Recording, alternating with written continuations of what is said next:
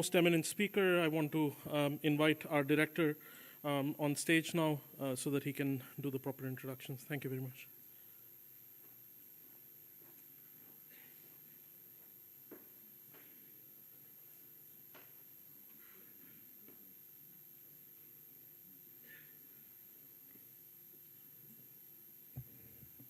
Good evening. It's a great pleasure for me to welcome all of you on this special occasion. Thanks to CEFIPRA and the French Consulate for having with us one of the most distinguished physicists that probably the world has seen. And it's our singular honor that IIT Bombay is hosting Professor Serge Haroche in our campus. We had a great day in terms of having discussion sessions, various meetings, and I'm sure that that has ignited the minds of many of our students in terms of what all can be done, new frontier areas, and in this particular area, probably the person whom we all look forward to the kind of developments that he has done and for which he recognized is Professor Serge Haroche. Very briefly, I think he doesn't need any introduction, particularly if you are a physicist. So I will not take much time because rather it would be mostly we want to hear from him. So let me introduce that Professor Serge Haroche was awarded the Nobel Prize in Physics in 2012 for developing his groundbreaking methods that enable measurement and manipulation of individual quantum systems.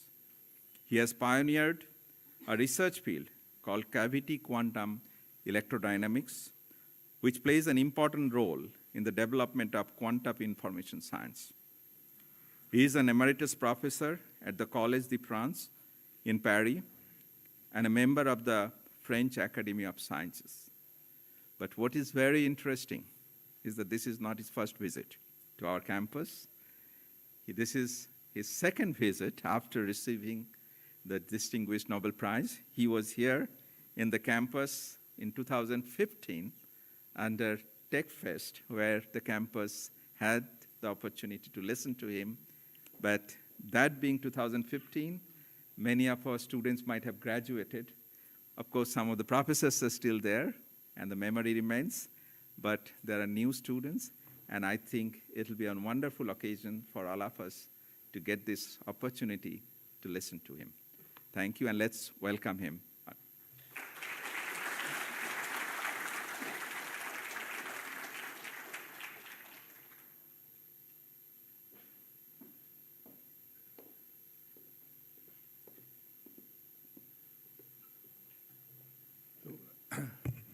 Thank you very much for your kind welcome.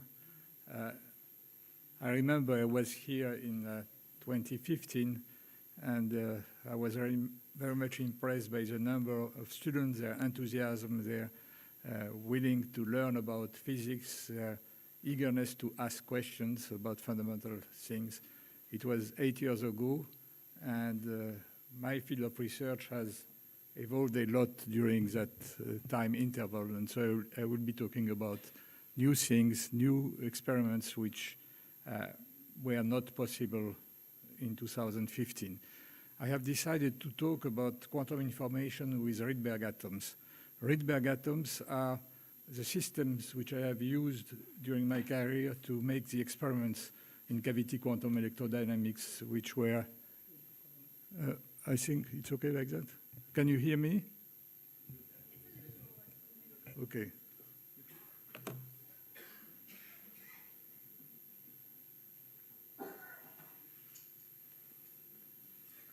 Yeah, it's muted now.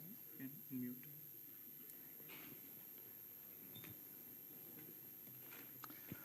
So Rydberg atoms are very round, and it means that this atom is sensitive to very small perturbations. And when I started working on these atoms, I was interested in their interesting experiment in the field of quantum information, become a very active field of research in quantum information science. So I will talk about these two areas, briefly about interaction of Redberg atom with microwave cavities, and more extensively about the experiments which are being done now, trying to take advantage of the interaction between Rydberg atoms. First of all, just to set up the context of this talk, I will remind you that we are now in the process of witnessing what is called the second quantum revolution, which is taking advantage of the fact that we can manipulate single quantum systems in order to achieve tasks which were impossible before that, and to take directly advantage of the quantum superposition and quantum entanglement to develop practical devices. One field is, of course, is quantum metrology. It's a field in which we want to take advantage of the fact that these quantum systems are very fragile, very sensitive to perturbation, and one can thus use them in order to measure things with a precision, with a sensitivity which is much higher than what we could do previously. I give you here two examples. These figures show what is called the Wigner function of a cavity field or of an atom. What's the problem? You want to dim the light? Okay. You see that if you can prepare a quantum system in the state which is described with by this kind of Wigner function, the system becomes very sensitive to small changes. For example, on the picture that you see on the left of this slide, you see a squeezed state of light, a state of light which has very much smaller fluctuation for one phase of the field than for the other, and you can use this kind of field states to measure, for example, small variation of distances between mirrors with a very high precision, and this is a kind of light which is now used in gravitational wave detectors, big antennas which detect the gravitational waves coming from outer space. On the right part, you see the Wigner function of what we call a Schrödinger cat. It's a system which has two different positions corresponding to the two spots that you can see on the top and at the lower level. And in between, you see very narrow interference fringes. These fringes can move very easily if you perturb the system, and then can be used, for example, to measure electric or magnetic fields with a precision much higher than with an ordinary classical detector. So this is quantum metrology, and there are a lot of achievement in this field, in particular for optical atomic clocks. The second domain that I want to discuss is quantum communication, which is a field in which one sends, for example, two entangled photons in two different regions of space, and the partner which gets these photons can use the detection of this photon in order to exchange cryptographic keys in a way which cannot be spied upon, and this is the basis of quantum communications, which is another field which exploits quantum logic. And one way to do it is to go through a satellite and to make a communication in free space using a satellite as a relay, and it's a very active domain of research in various countries.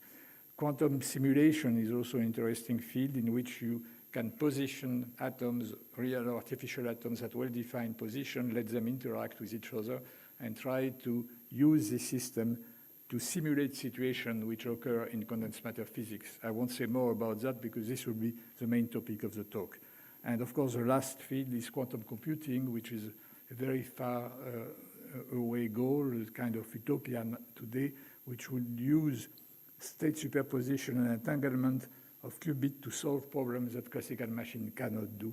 And it's a very challenging domain because decoherence destroys very quickly the quantum superposition, which would make quantum computing effective. So there is a lot of research to be done to try to overcome the decoherence to get this machine working. One example of a system in which quantum computers are being built is a quantum superconducting devices, and you see here a picture of a cryostat with quantum circuits at the top, at the bottom of this system. What are the Qubits candidates, the elementary units that are candidates to build this kind of machines? One is, of course, cold atoms which are trapped in an optical lattice, and there is a lot of experiments in this domain all around the world. Another system is trapped ions, trapped between in a set of electrodes. The ions are maintained by electromagnetic forces, either on a line or in a plane or even in a 3D structure. Another domain is photon, entangled photons, which can be produced by down conversion in nonlinear crystals. You have also the field of nitrogen vacancy centers in diamond, which can produce single photons and be used to build sensors. We had a talk about that before mine. You have also quantum dots, superconducting qubits, which I already mentioned, and you have also layered structures of Bragg diffraction, which can trap photons inside a system which looks like cavity QED. Vertical lasers, post-microscopic lasers are made with a system in which you can have polaritons, mixed states of matter and light, producing quantum effects. And the last domain, of course, are photons and Rydberg atoms in cavities, or Redberg atoms interacting between each other, and this is a domain that I would like to cover in this talk. So I will start by a brief history of Redberg atom physics. The name comes from the Swedish physicist Rydberg, who was the first one to find in the spectrum of atoms, even before quantum physics, that there were states of the atomic system which were interesting. Now we prepare these Rydberg atoms by exciting an ordinary atom, usually an alkali like rubidium, cesium, or sodium, using laser excitation to promote the outer electron to a very large orbit. So you see you have the core of the atom, which contains the nucleus and all the electrons save one, and one electron is roaming very far from the core on a large orbit. The energy levels of this atom are very easy to compute. It's a kind of hydrogen system. So the energy scale is as 1 over n squared, where n is a principal quantum number, which takes integer values. And you have a very small correction, which I have written here as delta, which takes into account the core perturbations, the fact that it's not exactly hydrogen, that there is slight perturbation coming from the fact that this electron going around produces kind of tides in the ion core structure, which slightly shifts the energy levels. So it's a system which looks very much like hydrogen, which has a very big size and a long lifetime. And it is very sensitive to external fields, because as soon as, for example, the external electric field is of the order of the field seen by the outer electron, which is a small field because it's very far from the nucleus, the perturbation becomes large. And so this is a very sensitive probe of environment, in particular of microwave radiation. And it's also very sensitive to the interaction of Rydberg atoms with each other. Of course, these atoms have been in physics for a long time. I mentioned already Rydberg, we established the formula which gives the frequency of spectral lines, which converts toward the ionization limit of the atom. If you increase the principal quantum number, you reach the point where the electron will be ejected from the atom when n goes to infinity. In 1913, Bohr used the Rydberg formula to understand the structure of the atom, and he introduced the first quantum laws, which explain why you have this 1 over n squared dependence of the energy levels of the atom. In the 1930s, another famous physicist, Enrico Fermi, did some kind of atomic physics, and he studied the shifts produced on the spectral lines of alkali atoms when the atoms are immersed in a buffer gas, in a gas of neutral of noble gases like helium or xenon or krypton. And the Rydberg atom is so big that there is a lot of small noble gas atoms inside the orbit. And these atoms behave as a kind of dielectric medium which perturbs the energy levels. Fermi studied that, and he introduced the notion of scattering length of the wave function of the outer electron. And this notion of scattering length since then extended to describe phenomena in nuclear physics and in cold atom collisions. So it's a very important concept which was born from Rydberg atom physics. Finally, I should mention the fact that Rydberg atoms with large n values are produced by capture of electrons on ions in interstellar space, and they cascade down in the energy level by emitting microwave photons, which are detected by radio telescopes. And so in astrophysics, these Rydberg atoms have been known for quite a time. In the 1970s, when the lasers have become available, one has started to study the Rydberg atom in laser spectroscopy. So the way to excite them is a stepwise excitation. You start from the ground state, here it's the case of sodium, you go to the first excited state, and before the atom decays, with a second laser, you bring the electron to a very large orbit, very small binding energy, very close to the ionization limit. And so we started with my research group and other groups in the world to study these spectra close to the ionization limit.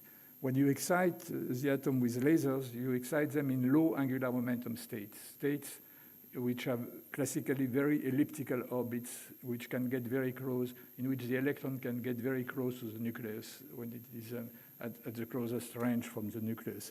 These low L states are accessible with lasers, but if you want to go to higher end state with angular momentum equal to 2, 3, 4, and so on, you cannot access directly from the ground state because of energy momentum conservation. Each photon carries only 1 unit of angular momentum. You need to have the atom absorb a lot of radio frequency photons with almost the same energy. And you do that by microwave spectroscopy between the Rydberg levels. And in the end, you can reach the state which has the highest possible angular momentum, in which the electron is going on a circle around the nucleus. This is called a circular Rydberg atom. It is the atom which was studied theoretically by Niels Bohr in the famous 1913 paper. And it is the simplest of all possible atoms, just an electron going on a circle around the nucleus.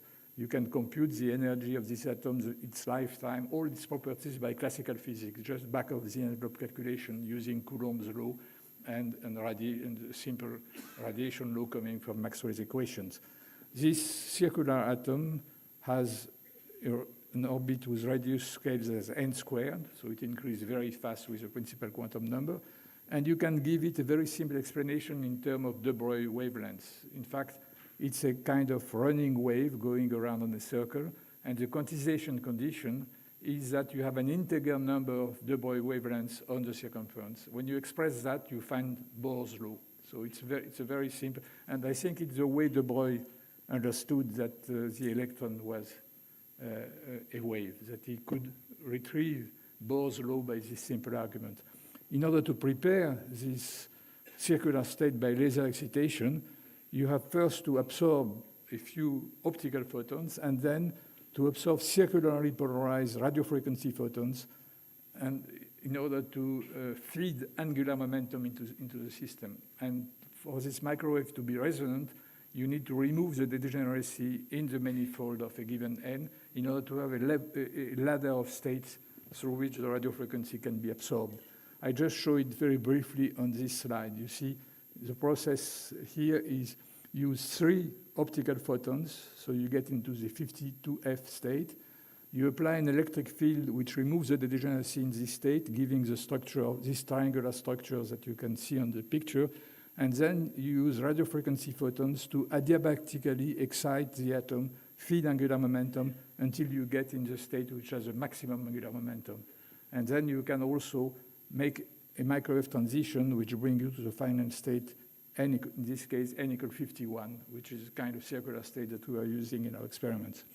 Now, why are these states interesting is shown on this table where I mention what are the exaggerated features of these Rydberg atoms. The first, I compare the properties of a ground state or low excited atom with a Rydberg atom. First property is the orbital size, which is related to the electric dipoles that you can build in the system when you separate the electron from the nucleus. In an ordinary atom, this distance is of the order of 1 angstrom, 10 minus 10 meter.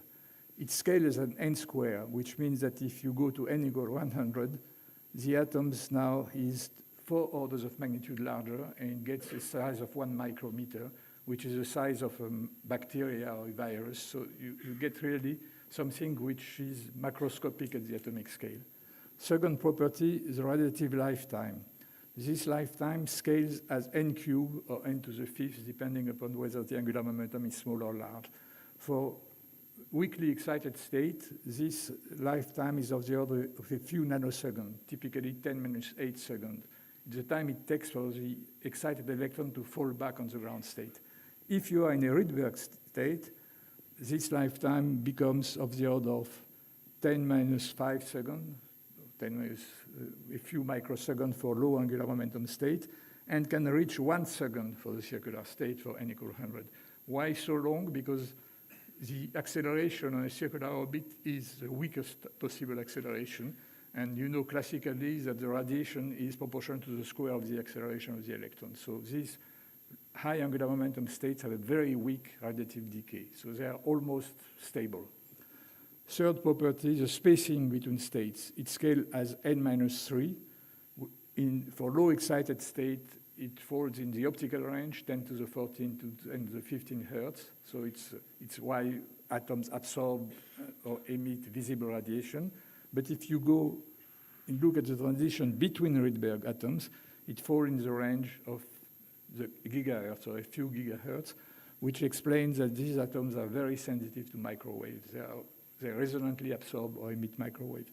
The last property which will be of interest here is the atom-atom coupling, the so-called van der Waals interaction. Each atom has an electric dipole. The fluctuation of the dipole on the first atom induces a dipole on the second. These two dipoles, which are correlated by this fluctuation, are coupled, and the coupling scales as n to the 11 over r to the 6. So it decreases very fast with distance, but it's enormously enhanced when you go to a Rydberg state. For low excited state at 1 nanometer, that is at about 10 angstrom from each other, the van der Waals interaction is about 100 megahertz. If you go to Rydberg states, the same 100 megahertz energy shift is produced at 10 micrometer instead of 10 nanometers. So you win a factor of 1,000 on the distance over which the interaction can be observed. And so this is an effect which is huge and which will lead to interesting application in the context of the experiment we'll be describing. We have used two cavity QED setups in our experiments. The first one is just a horizontal beam. We excite the atoms into a Rydberg state, and they cross horizontally at a thermal velocity, a cavity which is made of two high-quality mirrors facing each other, superconducting mirrors. The atoms have a velocity between 200 and 300 meters per second, and they cross the cavity in about 100 microseconds. So we have to do the experiment rather fast before the atom fly out of the cavity. Then we went to a system in which the beam is vertical, and we use slow atoms. The atoms are prepared at the bottom in a cold atom system. It's what we call a magneto-optical trap. And using a laser beam pointing upwards, we push the atoms across the apparatus in a kind of atomic fountain. They are much slower. They have a velocity of a few meters per second, and it takes a time up to 1 millisecond to cross the cavity, so we have much more time to do interesting experiments. And I show you here the experiment. The first experiments we did is what is called vacuum Reviewciation. What we do is that we send in the cavity an atom which is in the upper Rydberg state, and the cavity is resonant with a transition to the state which is immediately lower, with n equal to n-1. And so the atom can emit a photon and go to the lower state. And then, since the photon stays in the cavity, the photon can be reabsorbed, and the atom comes back to the upper state. And the atom goes back and forth while the photon number goes from 0 to 1. So in 1996, we could observe only 4 Reviewciations because the cavity was crossed quickly. With a vertical atomic beam, we can observe up to 20 oscillations, and we can see this quantum phenomena much better. What we observe, in fact, in this experiment is a periodic exchange between the two circular states n and n-1, correlated with the presence of 0 or 1 photon in the cavity. what we see, in fact, is a superposition of the state in which the atom is excited with 0 photon and the atom is in the lower state with 1 photon. And the amplitude of this superposition oscillates at what is called the vacuum-Rabi frequency, which expresses the fundamental coupling between the atom and the field. This expression that you see on this transparency is typically an entangled state. It means that the state of the atom, if you make a measurement, you will find the atom in E or in G. And if you find the atom in E, you will be sure that the photon number is 0. If you find the atom in G, the number of photon is 1. And this will happen even if the atom has left the cavity. And in principle, the separation can be as large as we want. And this is typically the entangled state situation that was what is interesting in quantum information science. You can also, after you have entangled the atom with a field, stand behind another atom and then entangle the atoms together. And you can, in this way, do some kind of knitting of entanglement between a sequence of atoms crossing the cavity. And this is a demonstration of basic quantum information processes. But I will stop here about these experiments because they were done already 10 to 15 years ago. And I would like to go to the second part of the talk where we are exploiting the Rydberg atom interaction.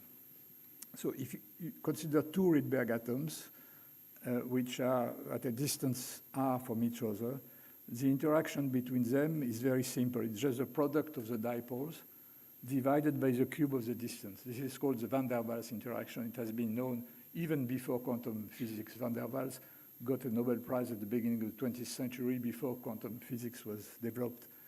And this gives rise to 2 kinds of interactions. The first one is a non-resonant interaction, which shows that if you have 2 atoms which are prepared in the same Rydberg state, their interaction will shift their energy by an amount which is proportional to the square of the interaction. Why? Because this level, the 2 atoms excited, is non-resonant with all other levels. If you want to couple it to some other level, you have to excite one and to de-excite the other, and this process does not conserve exactly the energy. So it's a non-resonant process, and quantum physics tells us that a non-resonant process occurs at the second order. And if you want to estimate how big the process is, each dipole is proportional to n squared. So the van der Waals interaction has a power n to the 4th. If you raise it to the second order, you get n to the 8th, and you have to divide by the energy difference of the nearest level, which scales as 1 over n cubed. So n to the 8 divided by 1 over n cubed give you the n to the 11 enhancement. So it's a huge effect. If you go from n equal 1 to n equal 10, you gain 11 orders of magnitude on the size of the effect. And in spite of the 1 over R6 law, you still get an interaction at a very large distance. You have another kind of interaction, which is resonant, in the case when, by chance, this doubly excited state is exactly resonant with a structure in which one atom gains energy and the other one loses energy. And you can reach such a situation, for instance, by applying an electric field which tunes the initial state to the final state energy exactly. This is called a Forster resonance, and this one is even larger. It's scaled as 1 over r cubed because it acts as first order. I don't have time to discuss that, so I will restrict myself to the van der Waals 1 over r6 interaction. What you have to do is quite clear if you want to study that in a quantitative way. First of all, you have to excite the atoms to a Rydberg state, of course. Then you have to keep them at a fixed distance and orientation from each other, so you have to trap them and to manipulate them spatially so that they don't move. Then you have to detect them selectively to find out whether they are excited or not. And you have also to try to tune their interaction by applying electrical and magnetic fields to the system. So this recipe, I will follow this recipe and try to explain what we do. First of all, how do you excite them? When you have an atom in the ground state, if you want to promote it to a Rydberg state, you have to use laser excitation to a low angular momentum state. And the way it is done now is a coherent process in which you have the atom absorb 2 photons of different colors. And we try to avoid to be resonant with the first process because we want to have a coherent two-photon excitation to preserve the quantum superposition of the atom between the ground and the excited state. So we do that with two colors, and there is a detuning delta for the intermediate state.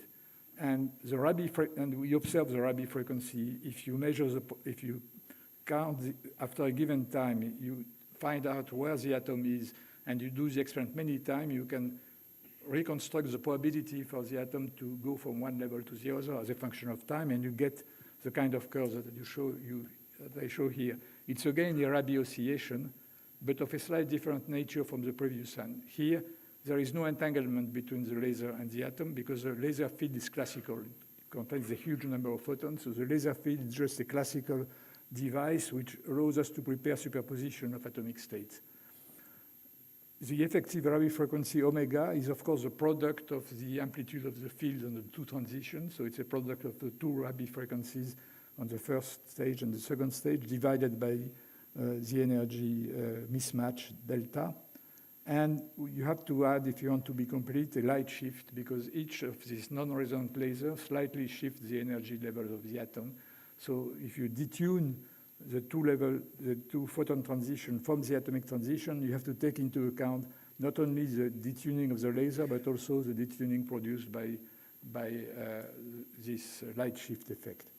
How do you detect the Rydberg atoms? In fact, you don't detect them. What you detect are the atom left in the ground state. What you do is that you apply, after you finish your experiment, you apply a laser which is resonant with the transition from the ground state to the first excited state, and you look at the fluorescence of the atom. So the atom goes through a lot of cycles, and a lot of photons are detected by a microscope into a detecting device. So you get a very high efficiency, but you see the atoms only in the ground state. If the atoms are in the excited state, you don't see them. So that's a basic point about the way the detection is made. Now, the second point is how do you keep the atom quiet, motionless? For that, you use what is called an optical tweezer. An optical tweezer is just a laser beam which is focused very strongly, and the light intensity is very strong at the focus, and it is a non-resonant light, but this light produces a force on the atom which brings the atom at the maximum of the field intensity. So this tweezer have been discovered, this tweezer effect has been discovered almost 50 years ago, and Arthur Ashkin got a Nobel Prize for that 2 or 3 years ago, 50 years after he made this discovery. So you see how the setup works. You have a laser, which is, the laser beam is focused here in the central part of the setup. You have a gas of cold atoms, and if an atom is just at the focus, it will be trapped in this potential well, which has a dimension of about 1 micrometer. And another laser is used to induce fluorescence. So beam splitters separate the fluorescent light detected here, and you see the atom. And you see this atom by an increase, when an atom falls into the trap, the fluorescence increases. When the atom leaves the trap because of a collision with another atom, suddenly the fluorescence disappears. And the level of fluorescence tells us whether there is 0 or 1 atom in the trap. It turns out that you cannot have more than 1 atom in the trap with this detection procedure because if you have 2 atoms, the laser light will excite this quasi-molecule, give a lot of energy to it, and this energy will be enough to expel the 2 atoms from the trap. So the only thing you can have left in the trap is either 0, no atom, or 1 atom. The last one, if you have an odd number of atoms, all the atoms are expelled except the last one. So this is a good way to excite a single atom, but it's a non-deterministic way because when you do the experiment, 50% of the cases you get 1 atom and 50% of the cases no atom if the excitation is strong. Now, an effect which is very important here and which is really the most important physical effect which makes this physics interesting is the Rydberg blockade effect. I describe here a very simple experiment in which you prepare 2 tweezers, and you can do that very easily. You just have a lens, you focus the light with a laser, and then you have another laser beam which makes just a very small angle with the first one, and you get 2 spots instead of 1. In this way, you can trap atoms at a well-defined distance from each other, going from 0 to, let's say, 10, 15 micrometer.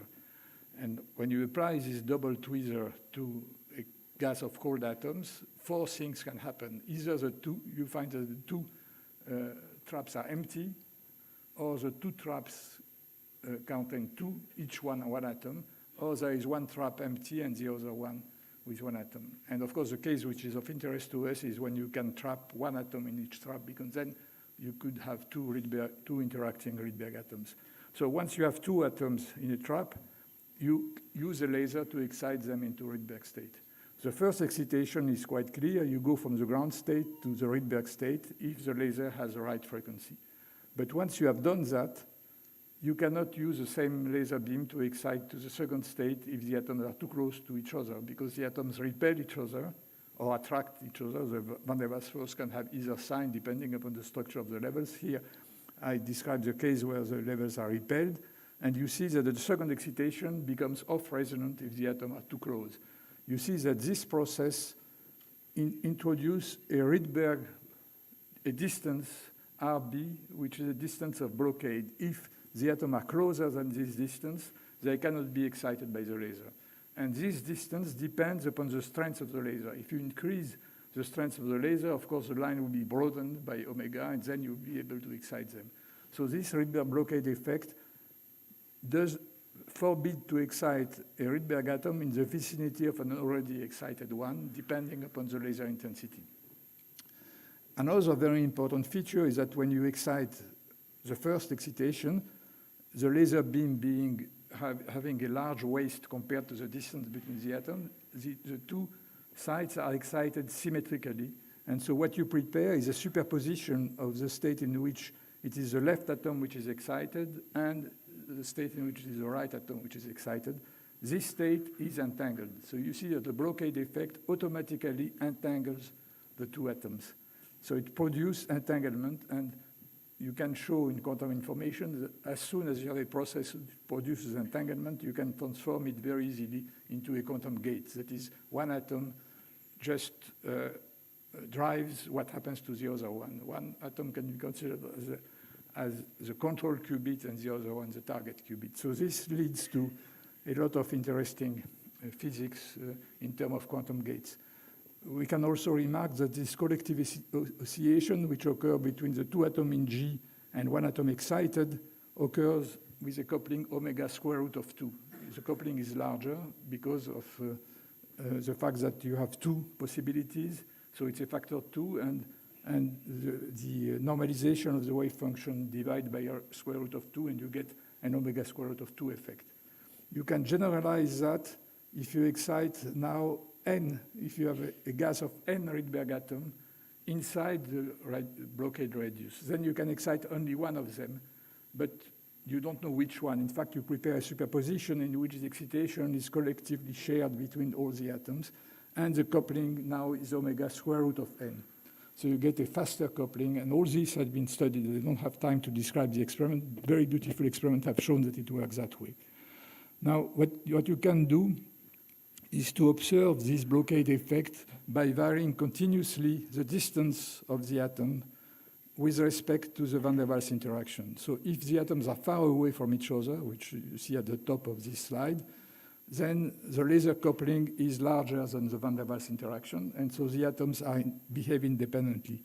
And you can measure the probability to have the 2 atoms excited and the probability to have only 1 atom excited. The probability to have 2 atoms excited is very simple. For each atom, it's sine square omega t. That's the Rabi oscillation. If you have 2 atoms, it's sine to the 4th omega t. And you see, indeed, that the curve that you observe is a sine to the 4th power oscillating between 0 and 1.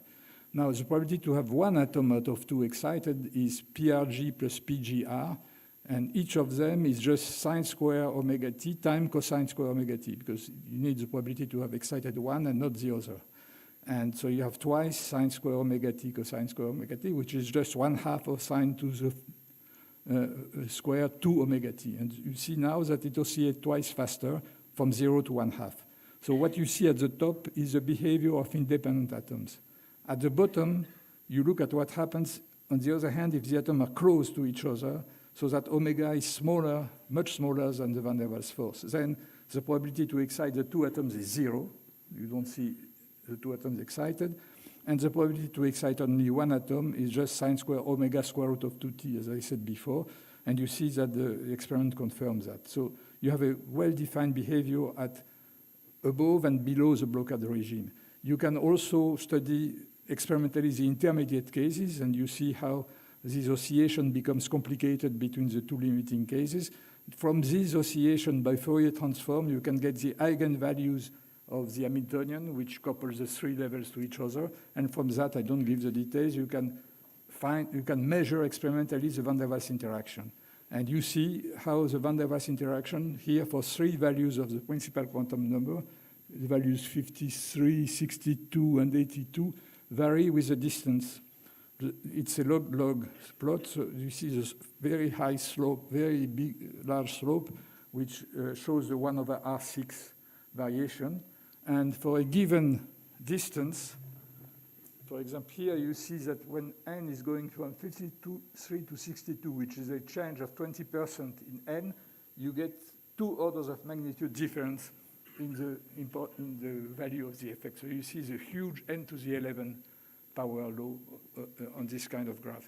So this kind of experiments have been done in different groups. I will give the reference at the end, which proves that you can really control the behavior of two atoms. Now, the next step, of course, is to do that on a sample containing a large number of atoms. So you have to put atoms at a well-defined spot in a lattice. There are two ways to build the lattice. One way was done about 10 years ago by the group of Emanuel Bloch in Munich. He used interfering laser beam to build an interference structure in 2 dimensions, which is just an ordered array of potential wells, that is potential optical tweezers. And he put that inside a cold atom ensemble. And so the atoms are trapped in the different wells. And he looks at the atom with a high aperture microscope. And you see the kind of spots that he sees in this experiment. So the atoms are ordered in this lattice. Then you use a couple of lasers to excite to Rydberg state. So the principle of the experiment is the same as the one I described for 1 or 2 atoms before. You see here the kind of ordered structures that you can see in the ground state. To see the atom in the ground state, you just illuminate them with a fluorescence laser beam, and you see you can really resolve the position of the atoms in the structure. It looks like a ring here with a vacuum in the middle. In fact, what happens is that the atoms like to be away from each other because they repel each other. So you get one atom in each well. And if there are an excess of atoms, you will get 2 atoms, but in the center, because the potential is deeper in the center. It's a kind of parabolic potential. So it looks like a wedding cake with different levels. But of course, in the center, you have 2 atoms, and the 2 atoms expel each other from, so it appears as 0, but in fact, before you applied the fluorescence light, it was 2 atoms. So you get this kind of ring structure if you have too many atoms. And this is called technically a Mott insulator. It's a model something which was predicted in condensed matter physics and observed clearly for the first time with these cold atoms. Then you excite the atoms into Rydberg states, and what happens is that the atoms can be excited if they are far away from each other. How do you detect these atoms? It's very simple and very clever. What you do, once the atoms are excited, you send a laser which just push away all the atoms which stay in the ground state. So you empty completely the ground state, and then you send a laser which by stimulated emission brings the atoms which are in the excited state down in the ground state, and then you apply fluorescence. So you see only the atoms which have escaped the washing out process in which you expelled all the atoms in the ground state. And what you see is shown here. If the laser excitation is weak, you can see 2 atoms. If you have a stronger laser excitation, you can see 3 atoms, 4 atoms, or 5 atoms. So what happens is that depending upon the strength of the laser, that is on the Rydberg blockade, the system can accommodate 2 atoms if they are far enough from each other. This is the top slide. If you increase the coupling, 3 atoms will be packed into the system, but they will like to be at the summit of an equilateral triangle to avoid each other.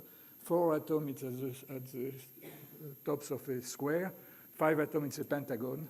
And if you do the experiment again, you will find the same picture, but with a different angle, because it's a random, the measurement randomized give you one of the possibilities. In fact, what you prepare is a kind of quantum crystal, which is a superposition of all the possibilities of the two atoms in different directions, and you see only one of the outcomes. To see that, Bloch and his colleagues have just summed up a large number of realizations using the same axis of symmetry for the problem, and you see that indeed you have 2, 3, 4, 5 spots which make up a line, a triangle, a square, or a pentagon. And this is the experiment, and you see here the theoretical simulation. So these are beautiful experiments, but in this experiment you don't control each Rydberg atom independently from the others. I will finish by describing what has been done during the last years, which is very, very clever, which is to build a lattice by arranging a structure of tweezers which are produced by holography. What we do is shown on this slide. You have a device which is called a spatial light modulator, which is made of separated pixels. Each pixel is a small LCD, a small liquid crystal device, in which you can control the index of refraction of the liquid crystal by an electronic procedure. And so each pixel can induce a different phase to the light beam. So you can tailor a phase distribution on your light beam, which is reflected by this spatial light modulator. And to make a long story short, when you focus this light beam, at the focus you get the Fourier transform of this spatial distribution, which you can adjust to get any kind of field distribution that you want. So it's no longer an interference of laser beam, it's an interference produced by the Fourier transformation of the focusing lens. And you see here how the experiment works. Now you have your laser, you reflect the laser on this spatial light modulator, you focus it here, and you get here the Fourier transform, and then you use the fluorescence laser light to detect with this camera, and you see, what you see is shown here. When you fill up your tweezer array, one side out of 2 is filled because of the fact that you have either an even or an odd number of atoms which are trapped, and you see only 1 or 0. Now, if you want to have a regular lattice, what you can do is to take atoms at the periphery with another tweezer and move it to fill the holes that you have in your lattice. And in a very short time, you can get an assembled configuration in which you have filled everything. This is very beautiful because it's a kind of Maxwell demon in action. You see, you get information, a computer uses information to decrease the entropy of the system by filling the parts which are empty. I think I have to go faster, but almost finished now. I just want to mention that there is a French startup company called Pascal, which is making these arrays of atoms, and I think you can buy it.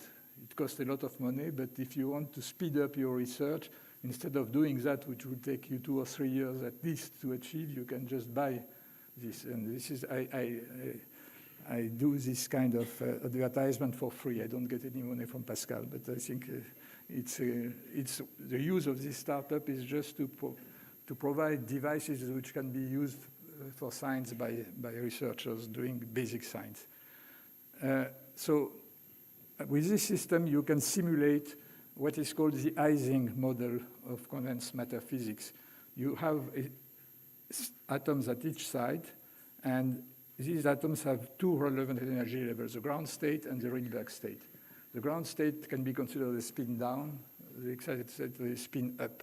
And you can couple these 2 spin states. They are coupled by the van der Waals interaction, and they are coupled by laser excitation at frequency omega, and you can also play with the detuning of the laser excitation from the transition.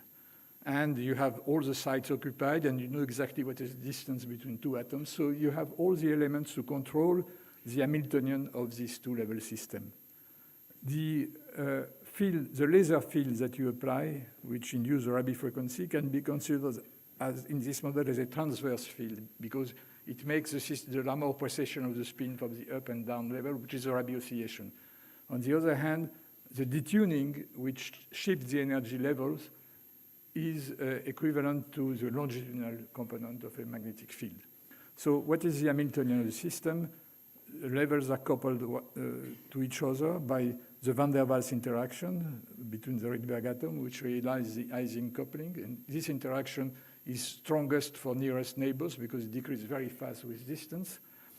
The Rabi oscillation induced by the laser emulates the coupling to a transverse field, a field which is perpendicular to the quantization axis, which defines the spin up and down states. And the detuning is equivalent to the coupling to a longitudinal field, parallel to the quantization axis. The van der Waals interaction is C6 over R to the 6, and the Ni occupation number is just the projector on the upper spin state. It's a very simple operator, which is proportional to 1 plus sigma z. So you can express all this in terms of the Pauli matrices. And all the parameters are under control. So I would just very briefly describe a beautiful experiment which was performed by Antoine Brouwais at the Institut d'Optique in Paris. They filled a square array of 14 by 14 atoms, regular array, a square lattice, and then they applied adiabatically, very slowly, they varied the amplitude and the detuning of a laser field in order to get to the antiferromagnetic phase. And you see how it is shown here. 1 out of 2 sites is occupied. In fact, the other side, you don't see it, but it means that the atom is in the up Rydberg state. So you see that in this antiferromagnetic structure, each spin up is surrounded by a square of spin down. So this is the antiferromagnetic structure. You can do it other ways by having a triangular array, not a square array, triangular array. And in this case, what you see is that the structure is different. Each spin up is surrounded by an hexagon, 6 atoms in spin down. So it's an antiferromagnetic phase, which is different from the previous one. And how do you get this? Very simply, you start by all the atoms are at the beginning in the ground state here. You start with a large detuning. You increase the laser field first, so it's very far from resonance. On this axis, you have the offset of resonance. On this axis, you have the Rabi frequency. So you are far from resonance, and when you get to this amplitude, you slowly decrease the detuning to enter here to the positive delta value, small one, and then you decrease the light intensity, and you come down again. The atoms are again in the dark, and then you are in this phase, and the theory shows that the transition between the 2 phases is given by this curve. So when you enter in the blue zone, you go from the paramagnetic to the antiferromagnetic phase, and experimentally it works. It's a kind of analog quantum computing because you don't use quantum gates, but you use the fact that you are able to control the Hamiltonian of the system to bring it to this phase. So I want to make one remark. First, you have to go slowly enough so that you have many Rabi oscillations occurring during the process. And you have also to go fast enough because there is a big drawback in this problem is that when the atom is in a Rydberg state, it is no longer trapped. So after a very short time, the excited atoms are expelled. So you have to do everything fast compared to the time it takes for a Rydberg atom going to a few meters per second to escape for a few micrometer big trap, which takes a few microseconds only. So you have only a few microseconds to do the experiment. But still, you see the experiment works, and it's one of the first experiments in which this kind of thing has been done. There is the group of Antoine Brouwais in Paris and the group of Misha Lukin in Harvard, MIT, and they are doing similar experiments. But what is the next stage? The next stage is, of course, to trap also the Rydberg atoms, because if the Rydberg atoms are also obliged to stay here, you have a much longer time to do the experiment, and you can really go in the adiabatic regime in which you could observe the quantum evolution of the system over very long times, and then you might see new effects and new quantum phases. So why is it difficult to trap the Rydberg atoms? In a Rydberg atom, you see that the outer electron is almost free. And if you apply, when you apply the tweezer beam, what the tweezer is doing is just shaking the electron in its orbit. This shaking gives it a kinetic energy of vibration, and this is a positive energy. And this is the energy of vibration you get is given, it's a simple exercise of undergraduate, even high school. You get this energy, which is positive, which means that in fact you have a potential hill here and not a potential well. So when the atom is in the Rydberg state, it rolls out very quickly from the trap and escapes. So, and this explains why you have only a few microseconds to do your experiment. So if you want to trap the Redberg atom, you have to make a hollow trap. You have to make a trap in which you will have walls all around, light walls all around the Redberg atom. And this can be done. It's just a matter of changing the phase distribution of the laser beams, and you build what is called a bottle beam trap or a bob trap to say it faster. And you see now that your experiment becomes more complex but still doable. What you have to do is to have two different space light modulators, one which with a laser beam which prepares a tweezer trap, and another one here which prepares the bottle beam trap. And you have to alternate between the two traps. So I summarize here. You have a first system which prepares the tweezer for ground state, and you have another system of holographic SLM which prepares the trap for Rydberg atoms. And then, of course, when you focalize the light, you have either one trap or the other, two different phase masks for the two traps. And the atoms are trapped against the focal plane of a short focal length. I give you here the experimental sequence of an experiment that we did in my group. Michel Brune and colleagues have done this experiment in Paris at Collège de France and Laboratoire Castres-Bruxelles. You see that the process is rather subtle and a long one. You start by preparing a tweezer trap for ground state atom, and you filled it with an array. You rearrange the atom. Here we have done it with 18 atoms, 6x3 trap, so it's a very small first step. Then you switch up the tweezer, and very quickly you excite low angular momentum Rydberg atoms with lasers. And before they have time to escape, you switch on the bottle beam trap, and you excite this atom into a circular state. That is, you add radio frequency microwave to prepare the circular state. So, and I remind you the process. You apply an electric field which leaves the degeneracy of this state, and by a adiabatic process, you increase the angular momentum, and you get into the circular state, and the circular state are held on in the bottle beam trap. Then you wait for a given time just to show that you can keep the atoms. And in the end, you do the opposite. You bring the circular atoms down to a low angular momentum state.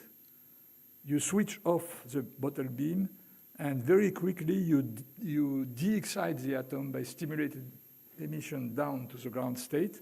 And once they're in the ground state, you switch on very quickly the tweezers, and you switch on the fluorescence, and you look at what is left. So it's a long sequence, but it works. And you see the result here. If you put no trap, you see that very quickly the number of atoms decreases. So you lose the atoms after 25 microseconds. And if you apply the trap, you see that the atoms survive. This is the first result. You see that the atoms survive much longer. How can you find out that you have indeed all the features that you want? They did a very simple trick. They displaced the tweezers from the bottle beam by a small amount, which means that when you switch on the bottle beam, the Rydberg atoms are not at the bottom of the trap, so they are oscillating with a fast velocity. And they start oscillating. And in the end, when you switch again from the bottle beam to the tweezer trap, you recapture the atoms if they are only the right phase in this oscillation motion. And you see indeed that the number of atoms that you recapture is oscillating depending upon the delay between the first and the second switching. And this frequency occurs at 17 kilohertz, which is exactly what is expected from calculation. So indeed, we have this, we are able not only to trap the atoms, but also to prepare a coherent oscillation of these atoms. So this is only the beginning, and I just on this last slide give you what we will try next, what they will try next. The setup is ready to study interaction between circular atoms, so we can load circular atoms, trap them. At 15 micrometer distance, the coupling is of the order of a few megahertz, so it's a large coupling, and you can study that. But we have another limitation, which is we were working at room temperature. At room temperature, you have a lot of black body radiation, which induce transition and which limits the lifetime of the circular state. To increase the lifetime, you have to go to a cryogenic system like we did in the cavity QED experiments. And so we are there in the process of transferring the existing setup to a 4K cryogenic environment, which would increase the lifetime to about 10 milliseconds, leaving a lot of time to do experiment. 3 orders of magnitude longer than what we had in the previous experiments. And we can go even further if you do the experiment between two metallic plates which are close enough for each other, we can completely inhibit spontaneous emission of circular states. In fact, this was a very beautiful experiment performed for the first time by Dan Kleppner already 40 years ago. He showed that between plates, a circular state survives almost indefinitely because there is no mode into which the circular photon can be emitted.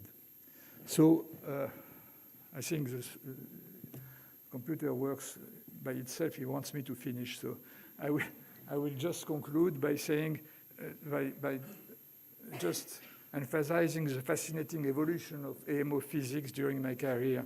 When I started about 50 years ago, atomic physics was dealing with large samples. You see here, it's a picture of Alfred Kastler, which is holding its optical pumping cell. In this cell, you have 10 to the 10 to 10 to the 11 atoms. And the signals that we see, the optical signals, are an average of what you see with a huge number of atoms that you don't control. And you don't see quantum superposition, you don't see quantum jumps. It's a very statistical measurement.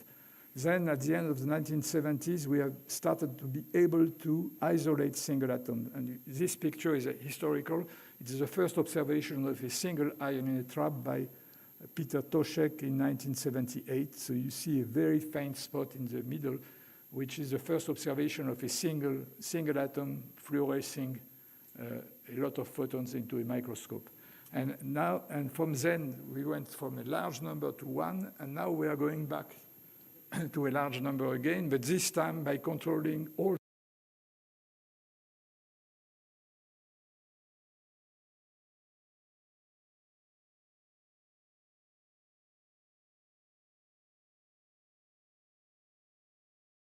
and of course, all this is thanks to lasers. Without the lasers, all this would have been impossible. It's thanks to lasers, but also, and above all, thanks to many co-workers and colleagues, and I will finish by acknowledging them. First of all, I want to acknowledge Jean-Michel Raymond and Michel Brune, who have been my students first and then my colleagues and collaborators for all over my career. And I have done with them all the cavity QED and with Redberg Atom physics. I want also to acknowledge the idea of the Rydberg blockade, which was given independently in beautiful papers about 25 years ago by the group of Peter Zoller, Misha Lökin, Ignacio Sirac in Germany. The experiment I have shown to you about the Rydberg blockade and the Rydberg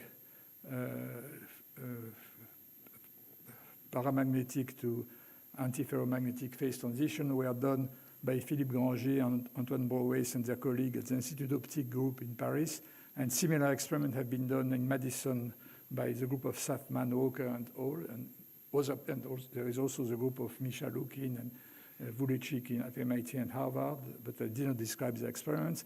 And the trapping of circular Rydberg atom is done in our group in Paris by a group which are led by young researchers Clément Serrin and Sébastien Glaise and their student at the LKB. And many other groups around the world are competing to try to get the best out of this physics. And thank you very much for your patience.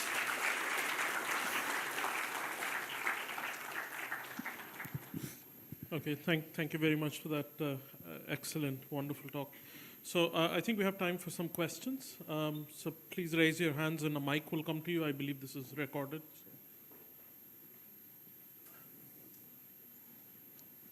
Yeah, please, Naveen over there. Yes, I have a question. Why is the lifetime of Rydberg state so large? Why isn't there spontaneous emission? Because spontaneous emission rate is proportional to the square of the acceleration of the, classically it's a classical process, proportional to the square of the acceleration of the electron on the orbit. And if you go into a Rydberg state, because R is large, the acceleration is much smaller than for ground state. And so they radiate much less. But isn't it also just proportional to cube of the frequency difference between the excited and the ground state? Yes, no, but they cannot go to the ground state because of angular momentum. Angular momentum, okay. So N can go only to N-1, which is a microwave transition. So it's conservation of angular momentum. The omega cube is very small because of that, but this is also explained by the classical argument about the acceleration. It all is consistent. So you conserve angular momentum, so you cannot go to ground state. By one photon, no, you cannot. Thank you. Because it's a circular state. Yeah, thank you. Yeah. Okay, more questions? Yes, please, Vijay, mic to Vijay.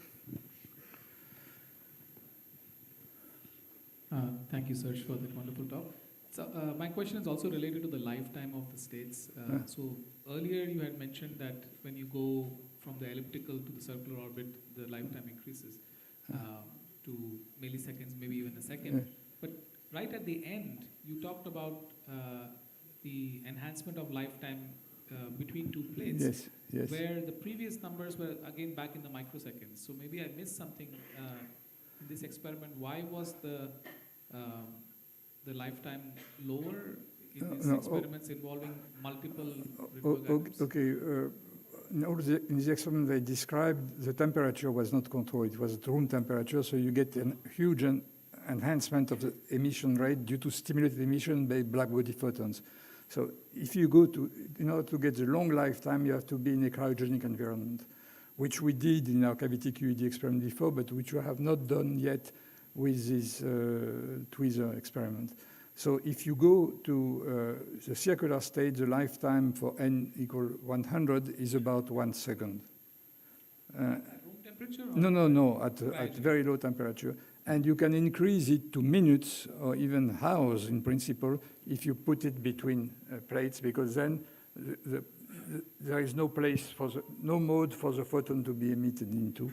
So we hope that we'll be able, maybe not increase to hours, but at least to many seconds, so that, because what matters, if you want to have a purely coherent process, is that not a single atom in the ensemble radiates. So you have to divide a lifetime of 1 minute by the number of atoms. If you have 60 atoms, it means that you get a lifetime for the system of 1 second, which is a huge amount, which is huge compared to the Rabi frequency, which is megahertz. So you can have millions of cycles before the system loses its quantum coherence. And we really hope, Michel Brun and colleagues have written a theory paper in which they show that they can tailor Hamiltonians, which allows them to observe different kind of quantum phases if they are able to observe the system over a long period of time. Thanks. Right. So, quick question over here. Yeah, my question is regarding the first part of your talk. So when you said this inside the cavity, you start with your atom in the Rydberg state, Yes. then one photon is emitted, Yes. then there is an oscillation, Yes. which you call Rabi oscillation, vacuum Rabi oscillation. Yes. So there is actually a real photon in the cavity at that point, which is Yeah, in this experiment, yes, there is if you just stay for half a Rabi period, you prepare exactly 1 photon. okay. Yeah. So is there a chance that actually if you start with the system, the atom in the ground state and also with no photons, then due to vacuum fluctuations, you get the atom excited to the Rydberg state? violating the conservation of energy? No, first of all, it's not the ground state. The process occurs between two Rydberg states with n differing by 1 unit, let's say 51 to 50. And when the upper state enters, it is in vacuum, so you can say that, in fact, the emission is stimulated by the vacuum fluctuation. The system goes from 0 to 1 photon. And then since this photon can stay in the cavity for a long time, it can be reabsorbed and the atom goes to the upper state. In fact, it's a two-level system which oscillate between E0 and G1. And this is the basic phenomenon. Now we can study other things. We can go out of resonance. If you have one photon and the system is non-resonant, then the atom will be shifted by a small amount without being able to absorb the photon. And if you can measure this shift, the atom is a non-destructive probe of the photon. We have been able to send thousands of atoms one after the other, and they all agree with the fact that there is one photon in the cavity. So it was the first time one could measure a field without destroying the photons. And this process is used now routinely in circuit QED, in which the experiments are done with artificial atoms and waveguides or superconducting cavities coupled to the junctions. And this non-destructive measurement of photon is used to prepare Schrödinger cat states of the field and to make quantum error corrections based on the fact that you can detect the emission or absorption of a photon without perturbing the system. So it's this Schrödinger cat system and this non-destructive measurement of photons are being used in practice with devices which the authors say might lead to a good way of controlling errors in this system. So it's still in the domain of basic science, but you see how these processes can be used for practical applications. Okay, a quick question by Himadri and the last question by the gentleman there after that. Himadri, please. Yeah, hi. Thank you so much for the very nice talk. So I had two questions actually. The first one is, like when you have a single Rydberg atom, the main criteria was trying to get as strong coupling as possible. But again, then when we go to the array, we really don't have a cavity. So how is that strong coupling between light and matter achieved? Or The coupling is due to the fact that the electric dipole of the atom is very large. So it's. But we don't have any cavity in the second case, right? Like with the many Rydberg atoms. No. In this case, it's not the cavity. In this case, the coupling is large because the van der Waals coupling is a product of the dipole of the atom. So you get a very large coupling if the two atoms are in a Rydberg state because of it. So the light-matter interaction is completely semi-classical. Yeah. In fact, you can say that each atom is highly polarizable in the field of the other. So you have a huge polarizability because the dipole is so big, and this explains the enhancement. The fact that the atom they interact up to 15 micrometers from each other, which is a huge distance at the atomic scale. Yeah, and the second question I have is, like when you have an ensemble of emitters, one issue you have is inhomogeneity that creeps in because of the transition frequencies are not often the same. So is that an issue while working with Redberg atoms? No, because these atoms are all identical